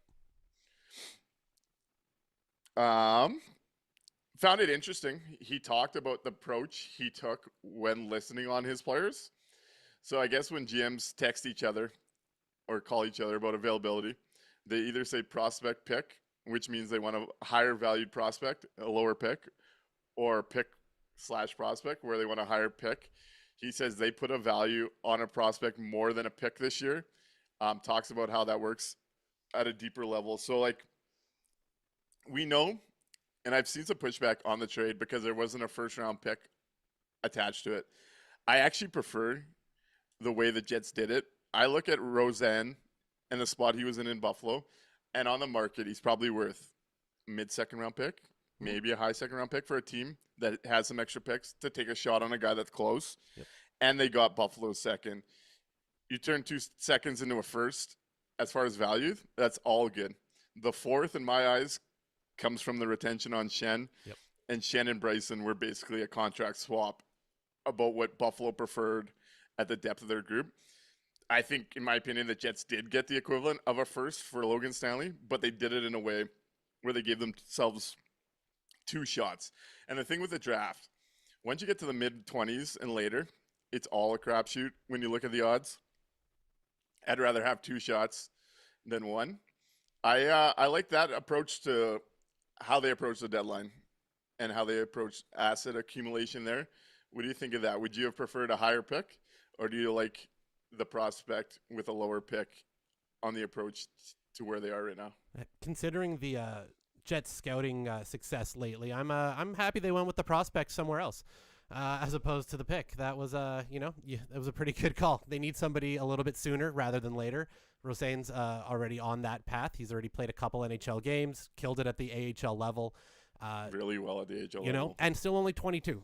So I think that was the right way to go. And like you said, on the market, he's essentially I would say a high second round pick, just as he is. He was a former first round pick that's fallen off a little bit, right? So yeah, I think the fact that they were able to grab an actual second round pick plus a player that gives you that same type of value was good. That was especially since they weren't going to move him at all, and this fell into their lap. I don't know if you could have asked for anything more. Yeah, like that approach. Think that was the right way to approach over the sparkly first. I really liked him kind of getting into the weeds and explaining what they were looking for. Again, transparency, good. 100%. This was a spot where I really like what he had to say and really like the execution of it. I think this is better than getting a late first, so sign me up. When asked about, so on the older and slower convo, he did pin it on himself a bit, but he also did harp on the fact that their youth not being ready and needing guys. When you hear that from a GM going into the summer, he called this rest of the year a bit of an evaluation year. Should that not scream questions in development for the organization approaching this summer? Yeah, that's not only the development, but the drafting portion as well. Who picked these players, Kevin? Who drafted this youth that isn't ready in your eyes, right? It's frustrating again because on the one hand, you want to say, why aren't the youth ready? Why can't they be ready? I see 19-year-old Macklin Celebrini fucking tearing up the league. You're seeing Michael Misa. You're seeing young guys across top 5 picks. But that's what I'm saying, though, right? So from when you don't have that talent and you see that other places, you go, why can't that be us? Why aren't our young guys able to jump right in? It's because they're not at that level. No. Those are bad examples. I don't think so. We don't have anybody like that. Yeah, we don't have anybody like that. Because we haven't drafted that high, though. Well, that's what I'm saying, right? We don't have the youth to be able to just jump in at 19 years old. That's not in the organization. Mm-hmm. If they're I don't know, the way that they evaluate the players, I don't agree with so often. To say that none of the youth were ready and you had to sign 35-year-old Jonathan Taves, 35-year-old Gustav Nyquist, 30-whatever-year-old Tanner, to say you had to because none of your youth are ready, one, I just don't agree with, and two, again, that's a detriment on your own players at that point, on the development of the ones that you have and the selection of the ones that you've picked. You haven't found a single, diamond in the rough that is able to come in and take a spot from fucking Gustav Nyquist. Really? I can't believe that. To me, it is that they believed truly that these older, slower players were the better option. Not just, well, we don't think our youth is quite ready and we had no choice. I think this is the route that they wanted to go, and this is the result of it.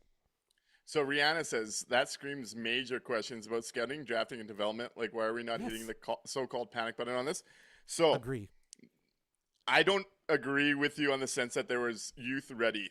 I've been kind of saying that Winnipeg's prospect pool is garbage for a while here. A guy like Brad Lambert wasn't changing this season instead of Gustav Nyquist. A guy like Yeager's not changing it. Barlow's not even close to changing it. That I don't think they're wrong when they need to have guys in the NHL lineup ready because their youth weren't. But I look at that as, why is a guy like Barlow 3 years post-draft that you were so hot and horny about after that press conference drafting him, has 3 goals, 5 assists in the AHL? Why do guys look promising offensively and their numbers sink off in the system the longer they're in Winnipeg? I think there's a very big root issue that they need to address ASAP for this organization to be successful in this market. But I don't think they're wrong that their own prospects were not ready this year. And that's a problem in a bigger sense about their drafting, scouting, development portion of things, which is supposed to be the backbone of this org being successful moving forward, or at all. I still would have rather lost with Brad Lambert on the wing instead of Gustav Nyquist on the wing. It wasn't changing the results. The rest of the roster isn't changing, but I would have rather lost that way. At least there is the illusion of hope and future and those type of things. It's tough for me to swallow the thought that they had no choice but to go out and sign these old, slow, plodding players. If you needed to go out and sign free agents because you're losing Ehlers and none of your youth are ready, you didn't have to sign the old, slow, plodding ones. Again, this goes back to they don't know how to evaluate the talent. UFA is never going to be where they're getting the big guys, though, either. It doesn't have to be a big guy, but it doesn't have to be, again, old and no goals through 62 games. Hey, I'm not saying they did a great job with it. I think this is where they should have had a better evaluation on where their org was before handing out $98 million to a franchise winger. Agreed. Like, when you start breaking this down from a bigger level, Yeah, take it all the way back to that spot. They clearly had no idea of where they actually were in the scope of things. Yeah. And that's where I think it's a bigger issue than just like not playing a prospect at the beginning of the year. No, it's an issue that's evaluate. They don't know how to evaluate. They don't know where they are in the greater scheme of the rest of the league. They don't know where their players are in their development. You've got guys that ask out constantly on the Moose. It's not a great pipeline for a team that, again, prides itself on draft and develop. For sure. And that's the side I just won't disagree with. That's where the core root issue of all of this is. Yeah. As Pomerlane said, since 2017, only 3 draft picks have become regulars on this team. That is bad. Norm says they have no fucking idea what they're doing or where they're going. Shipman on down. Hard to argue. It's going to take a while for them to realize it, too, it seems like. But continuing on, we learned Chevy's philosophy on no move clauses today or yesterday when he was asked about whether he approached Taves at all about it. And he said giving him a no-move clause was his version of saying, I'm not coming to you. You're coming to me. Your thoughts on that philosophy with no-move clauses and approaching players? You can give out the no-move clause. You can approach, you can not approach. I think that's all just a personal style from the GM, right? How you want to run those type of things. You know, if you need to give it out because, you know, you feel like the guy's not going to sign without it, you do it. If you feel like you can't go approach him because you don't want to risk insulting him or whatever, again, that's going to be a personal style thing. I don't like it. I think if you're willing to hand it out, you should also then be willing to go talk to the player and ask them to move it if it's going to help your franchise in the long run. With Taves specifically, I don't think anybody was calling about Jonathan Taves. I know the Stanley Cup pedigree. I know the leadership. I know the captain serious. I know the whole shtick of it all. I just don't think there was a contender willing to come in and offer you anything that wasn't a 7th round pick for Jonathan Toews at this deadline. I just don't. So the fact that it was I wasn't going to go to him and I was going to make sure he comes to me, just it feels like you're just trying to save his feelings, right? And as for Toews not going to Chevy, of course not. Why would he? He knows that his game isn't anywhere near where it would need to be to actually be playing games for a contender. He's not going to walk on to, Colorado onto their fourth line right now. He would have. No, he wouldn't have. Oh, he would have. That Nick Roy return could have been had in Winnipeg. No, I'm not. I disagree. I don't think they were offering that up for Jonathan Toews at this point 100%. In his career, with the way that the season has gone. And the reason that Toews didn't ask for it is I think he knows that as well. Again, this is just my opinion. I don't know for sure. I think he also recognizes that, which is why he didn't ask to go to a contender. He's still working on his health. He's still working on his game, his timing, all of that. I think he was happy to finish that off here, actually getting to play games as opposed to sitting in the press box for a contender waiting for an injury. So I want to address Victoria first over on YouTube. Says, didn't Nyquist have a 70 points year 2 seasons ago? Could anyone have predicted he'd be this poor? Anyone that watched him last year preseason show. We can tell you it's right in the preseason show. Go listen to our July 2nd episode after everything was done. This was predictable. He was terrible with the Wild last year. Watching him, Preds wasn't much better. That 75-point year was the only 70-plus year in the last 4. Every other year was under 30 points. They got duped if they thought that was going to be what was coming to Winnipeg. On the Toews thing, the no moves clause thing, yeah, I think if you hand one out, you should be willing to ask the player if they're willing to waive it. Toews made it clear he wasn't gonna, so I think this is a big nothing burger. Yeah. I think this all goes back to the original Cardinal sin of paying Jonathan Toews the biggest 35-plus contract in the NHL and giving him a no-move clause because of what he was supposed to mean here. But I do believe the Jets could have got a late first for him, which is kind of frustrating on the whole conversation of it all. I will say, I do have a positive narrative for you on Toews staying in Winnipeg. Hit me. Because they fucked this whole thing up. This isn't me saying they didn't mess this up. Let's be honest.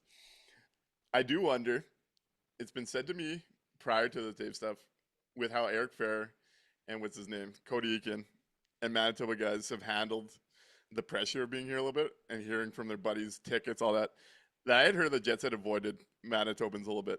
And I'm wondering, as we approach the era and age group of kids that grew up with Winnipeg having a team, like you see Seth Jarvis so publicly hype up the city still. He's the one guy that goes and says, if I had a no-trade clause, I'd waive to go to Winnipeg. Like you're seeing that a little bit more, that I wonder if Toews ending the season here and having an overwhelming positive experience to pass down to Manitoba players is not a bad thing. I wonder about that side a little bit on what this market is. Look, the one thing we've said about Jonathan Toews coming to Winnipeg is that for all the off-ice reasons, it was a home run, right? 100%. In terms of marketing, in terms of jersey sales, in terms of just feel-good story and vibe and just everything, right? Off the ice, absolute home run. They made his contract money back, I'm sure, in jersey sales in the first, couple weeks of the signing before we realized what was going on. So, off ice, and that's a great way to look at it, right? Having the quintessential Manitoba hockey player, right? This is for this generation, that is the face of Manitoba hockey. That's before the Jets, came back, that everybody in Winnipeg was a Hawks fan because of Jonathan Toews, right? It was one of those things. So yeah, off the ice, all those reasons, love it. Absolutely fantastic. It just never was going to work on the ice for a guy who hadn't played in 18 months and was coming in off of it like that. So yeah. T. Conapoli says, Nick, a late first, come on now. Right. Hey, go look at what people were paying for guys with Stanley Cup pedigree. Look what Nick Roy got as a 4C now in Colorado. Guys like Nick Dowd, the name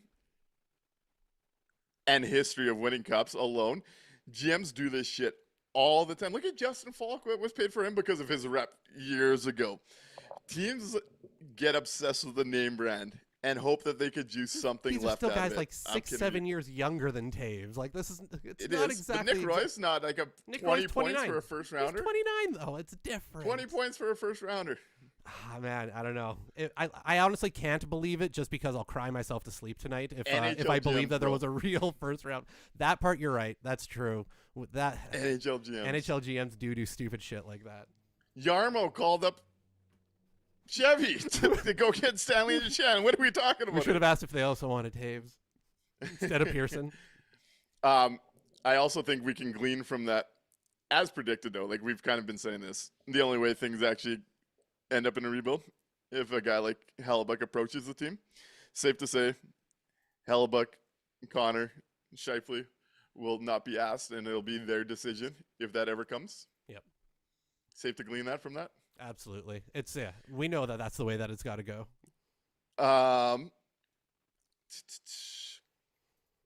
Hey, then there was one final big question. Nick's no longer a conspiracy theorist. It's out there in public, folks. Shout out Murata Tesh, who asked the last question, and I'm going to read it out here. My question sort of is moving forward.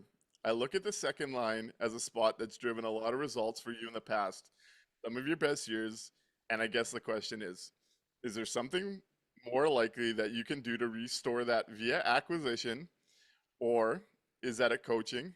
Like, I look at Connor and Scheifele, they're so good. Can they not drive two separate lines? Maybe Velarde's the guy. Or is it something you have to do to find that piece? And here's the big quote from Kevin Cheveldayoff that we got to discuss tonight here, folks. Cheveldayoff. Yeah, so, I think, so obviously, if you look at different things, I think the chemistry of Scheif and KC here is a very special thing. Yes, they are both drivers. There's no questions about that. There's a very real question about that. But, again, I think that's them playing together. I don't know if that's what you're going to – I don't know if that's what you're going with this question and stuff like that. But this is a very unique situation that I think works very well and has been very successful. He continues on. I think you've seen Gabe moving around, and it goes back to trying to find other players that can maybe fit the role. Can it be, Roseanne, a Lambert? Those are the things now I guess the coach gets to experiment with, with some of the new guys. Again, at some point in time, hopefully there's a Braden Yeager that gets his chance maybe here to come up and play in a role and have those kind of options. We have to embrace where we are right now. We have to embrace the opportunity that is in front of us. Here to assess our organization. We've never been able to do that. And that's a testament to where we've been and things like that. That's the opposite that we have to go after. Or that's the opportunity that we have to go after. You hear that. What do you think about Kevin Cheveldayoff's final statement leaving the NHL trade deadline? I think if you could read minds during that, you'd be hearing him go, fuck, shit, fuck, shit, fuck, shit. Obviously, if you look at different things, I think the chemistry that fuck me, he was flustered by that one. He was not happy about that question. And that's because he knows that he can't give what the actual answer is. So he's got to really try to talk around it. For a press conference where we absolutely lauded him for the honesty and openness and willingness to actually share some of the process. This was not a masterclass in Kevin Cheveldayoff doublespeak. This was a tough one for him, really trying to say it without saying it. They're both definitely drivers, just not apart from each other. It's a very special, unique situation and very successful.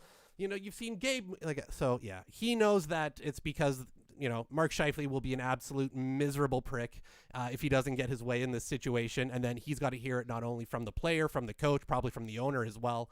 So they let it be. They let the two of them stay playing together. And then we'll make up every phrase that we can. And we'll say that, things are on the table and it's all under the sun. And they're definitely drivers apart, both drivers, just not apart from each other, They'll make up whatever doublespeak they have. The fact that he then tried to pop in, maybe it's Lambert, or maybe it's Yeager, or maybe it's Roseanne, like it's not just an Iafallo-Velarde switch back and forth every 5 minutes, is adorable, hilarious, and again, I think a little bit of a shot at Mr. It's a personnel issue when, he's saying, here's other personnel reasons. You don't think so? No. This is the moment, fellas. Folks. This core, any chance they have to win a cup, you hear an exec like that, it's over. I don't care what anyone says. As much as there's positives that Kevin Cheveldayoff does, This is the big one that he can't get out of his own way on. And how is this a unique situation? Mark, you know how it's unique? Since 2017, 2018, no duo in the NHL has played more minutes than them. That's all that's unique about it. The results they produce are not unique. The success that they have is not unique. In fact, it's pretty mid when you compare first lines in the 32-team league. This is not unique.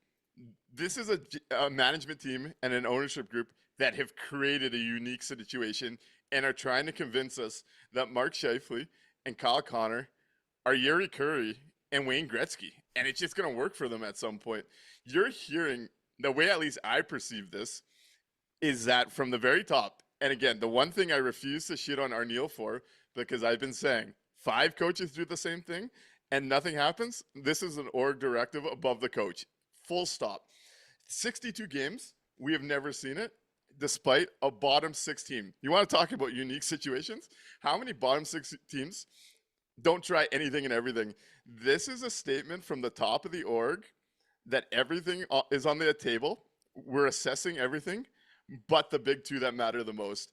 And that is crazy in this business and in this sport for an org that tells everyone that everything's on the table and they want to do what they can do to be successful, but they're not willing to do the one thing. And it's like, this is where I get tired of excuses for Cheveldayoff on the player lists, the no trade clauses, which bailed him out this week by the sounds of it, the Winnipeg factor, because despite all of those things, they then go handcuffs themselves and create a scenario like this where they are paying, as of next year, $20.5 million to those 2 players to be strapped at the hip.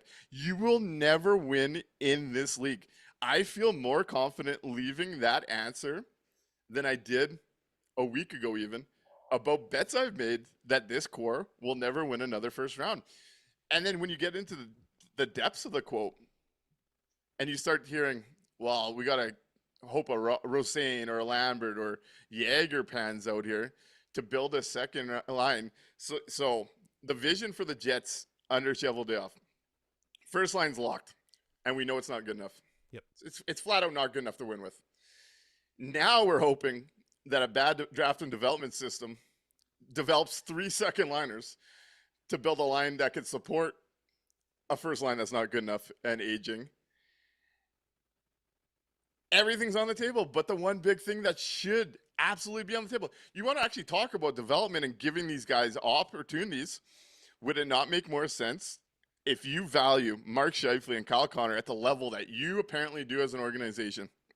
Would it not make more sense for these 20 games where you're bringing up young guys and wanting them to get roles and get opportunity to put them each on their own line beside a kid on each wing or up the middle, to try and give that kid one of these very successful drivers to learn from and to lean on a little bit?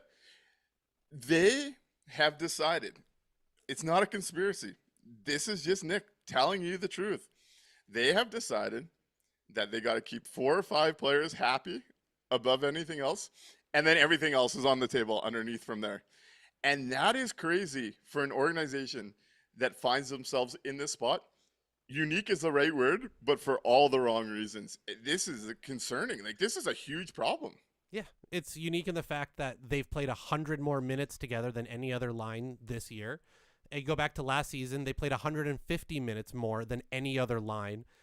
That's the only unique part, is that nobody else does this, right? It's not that, it's like you said, it's not unique in that it's, uniquely successful and it's uniquely good. It's unique that nobody else does it because it doesn't make sense. Right? Other teams, other organizations, when they realize that they are no longer in the playoff hunt, they do things like actively try to sell as opposed to waiting to see what falls into your lap. They do things like bringing up the youth to see what's going to work, what's not, breaking up your pairing because you want to see if those 2 guys can actually drive a line, right? You can't say, oh yeah, they're both drivers, but not apart. Right? Like, it doesn't, other teams and other organizations are honest with themselves a little bit more, I think, about where they are in that, what do you call it? A competitive window, so I think that they're not realistic with themselves about where they are. They still see themselves as the President's Trophy winning team from a year ago that is just having a down year, some bad luck, and they're just going to bounce right back into it next year with the growth and development of these, players who weren't good enough 5 minutes ago to unseat Nyquist and Taves, but all of a sudden next year will have developed enough to be a NHL competitive Stanley Cup competing second line. That makes sense. Well, and that's the other side of it. Like, if you sort of read into this, how do you not look at this as a rebuild? Yeah. How do you not? You're not fixing that second line internally unless you're willing to do the thing and give yourselves a chance. It is crazy. And we know that the spot they find themselves. Oh, what they're getting ready to sell this market. If you're a baseball fan, go look at what the Los Angeles Angels were before Ohtani took off to the Dodgers. We're going to be celebrating Mark Scheifele putting up 100 points while this team drafts in the top 8. And that's going to be the sell. It's going to be like next year, Mark Scheifele has 2 points. Kyle Connor has 2 goals. And the Jets lose 4-2. And they think that's a good thing. That's a problem. This is like nothing else really matters under this, because to win cups, to get deep in the playoffs, your best players at the top of the lineup matter the most. And as Norm says, you're just getting ready for the golf course, continuing down this path to keep a smaller section of a room happy that is not competitive, that is not one of the best groups in the NHL. The only reason you see the big point numbers are raw numbers from the power play and playing hundreds and hundreds of minutes more than anybody else. That is not a winning product. And the fact that even in a year like this, and you're bringing up kids and the season's over, you can't split them up because of some personal pride, because you can't tell a 33-year-old Mark Scheifele no. It's crazy. You're letting the inmates run the asylum. What are we talking about? At some point, there's got to be an adult in the room in Winnipeg on this situation. You will not win a cup trying to build. You won't win another round trying to build around a $20.5 million Mark Scheifele, Kyle Connor duo and filling in from there. You're cooked. This thing is cooked. And he said it out loud that this is unique and special. We have to find other ways around it. Why? Yeah, there's no reason. Nobody else does it this way. If this was the way to do it, you'd see it all the time. As Palmer Lane points out, we've said it a few times in the past as well, the best 2 players in the league in Edmonton play on separate lines, right? McDavid and Draisaitl play apart most of the time. And once in a while, when they need a nuclear option like Taves and Kane back in the day, then sure, you toss them on the same line for a bit and you go ham at it. But overall, you play those guys apart because you're trying to win the matchups. It's absolute insanity from a hockey standpoint not to break them up, which is why we know it's not from a hockey standpoint. It's not an on-ice reason why they have to play together. It's completely off-ice. It's completely personal. It's crazy. And it's to me, it's crazy to hear that from an exec who, like, I think you nailed it, where you say he stumbled his way through the answer. Like, he didn't know what to say. But what stands out to me, knowing Chevy and how he handles pressers, he could have taken a bit of an out from even addressing the Connor and Scheifele thing. He could have went into the Velarde, or I'm going to use pieces to go get ads. We got to build around them. He went out of his way, which I think was the heart of the question, if we're all looking at it, to address the Connor and Scheifele stuff and tell people that, hey, we believe this is unique and special. Everything else has to work around them. That is crazy. Yep. But let's get into the tank sim. Wanted to get into all that. Knew it'd be a bit of a longer episode. Thank you to those that stuck with us through this. A lot to talk about, a lot to watch down the stretch, a lot to talk about down the stretch, and hopefully a lottery ball that's getting progressively more concerning goes well. Let's do a tank sim and get on with our Saturday nights. Right on. Let's hit it. 3, 2, 1. Jets drop down 1 spot to 7th. St. Louis goes up 4 spots to number 1, and the Florida Panthers go up to number 2. 2 nights in a row, Florida drafting in the top 2. Have we had a single since the Olympic break sim that we didn't drop in? Nope. We've dropped 1 or 2 spots in every single sim we've done since coming back from the break. The Jets keep putting up points. They're trying to ruin this tank here. It's rough, and I cannot see Florida and Vancouver get those top 2 picks. That would be real frustrating. T-Cone is sending in the 3 stars, so I guess we should do the 3 stars on the way out as well. Yeah, we have those, eh? We do have those.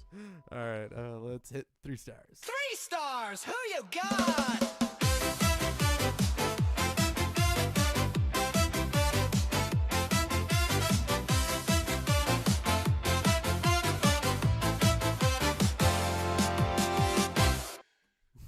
Right on. Real DFV reminds people, don't forget to move your clocks ahead.